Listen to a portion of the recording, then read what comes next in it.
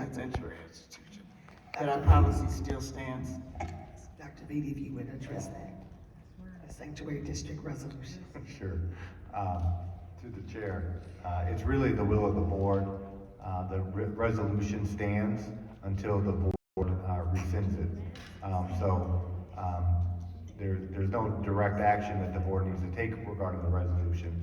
I think the board needs to decide the extent of communicating the current resolution or strengthening, adding to the resolution. Based on the conversations, and I want to try to stay disciplined and keep my comments brief.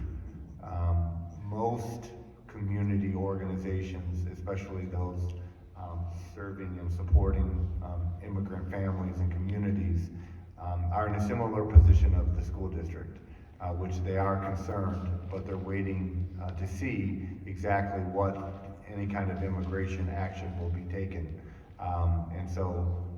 Most people are saying it's best to wait and see rather than to say something that would place us with the larger bullseye on this possible new administration. And I will try to stay disciplined and stay at that and wait for direction of the board.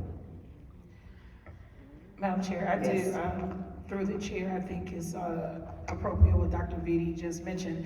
I also think the board should consider a statement just to let people know that we do have a resolution in place, because we're in a very fragile space in the communities as it relates to the topic that we're discussing.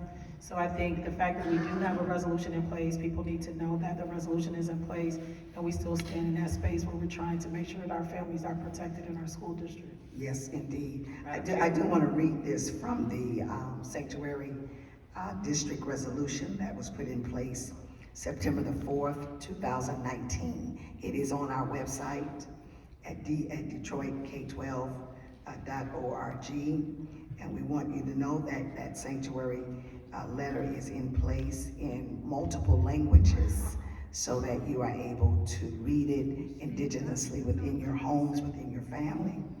And that is still very much in place. That policy is also in place. So if you would go to Detroit, K12.org, just as a reminder that it is still in place. And at this point, it is the will of the board that it would stay in place. To the chair, to Sherry Gallego. Thank you. So for this issue, with respect to the sanctuary city and a number of other issues, and Dr. Vitti, I apologize. I did ask you this in an email.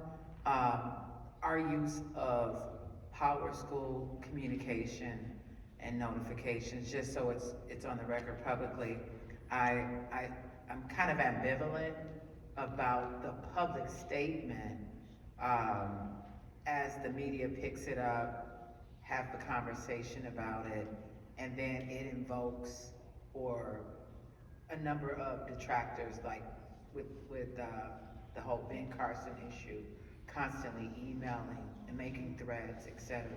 So I think our communication more specifically should be in-house to make sure all of our staff clearly understand what our position is, more so a press release or anything like that, but through Power School, and then utilizing organizations as, I know I thought former member Elena Harado was here, but LaSed and other organizations in Southwest Detroit to articulate what our position is with respect to the sanctuary city resolution, which still stands, and then give them access to any organizations that might be helpful. And as the celebrated State Teacher of the Year pointed out from Harms,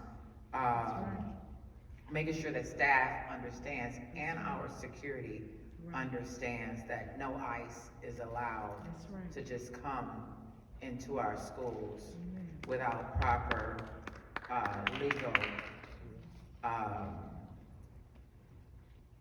warrants, etc., so that they don't succumb to just someone saying that they're looking for said individuals without the proper, court documents, to do that. So I'll park that there, cause I want us to be conscious of putting things in space. And I would rather some of our conversations on some of these things occur during our retreat as well.